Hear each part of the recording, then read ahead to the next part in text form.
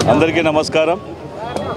ఈరోజు అనంతపురం గౌరవ శాసనసభ్యులు దగ్గుబాటి వెంకటేశ్వర ప్రసాద్ గారి ఆధ్వర్యంలో ఎన్నికల హామీలో భాగంగా అనంతపురం నగరంలో వివిధ అభివృద్ధి కార్యక్రమాలకు ఈరోజు శంకుస్థాపన కార్యక్రమాలు ప్రారంభోత్సవ కార్యక్రమం చేయడం జరిగింది.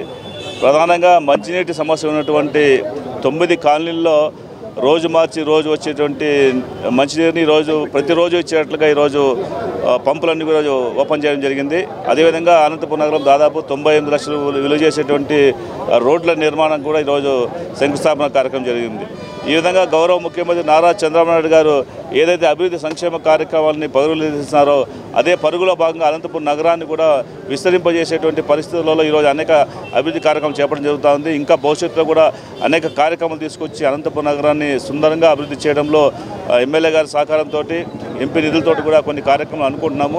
ఇద్దరు కూడా కూర్చొని అనంతపురం నగరంలో ఇంకా సుందరీకరణ చేయడం కోసం ఎలాంటి అవసరమైన పనులు చేపట్టాలో కమిషనర్ గారు అందుకు చర్చ చేసుకొని మంచి అభివృద్ధి కార్యక్రమాలు తీసుకొస్తాం. అదేవిధంగా అనంతపురం నగరంలో ఈరోజు ఎక్కడ లేని విధంగా అభివృద్ధి కార్యక్రమం ఒకే రోజు 98 లక్షల రూపాయలు విలువ చేసేటువంటి పనులను ప్రారంభం చేసేటువంటి అవకాశం ఈరోజు మా అందరికీ లభించింది.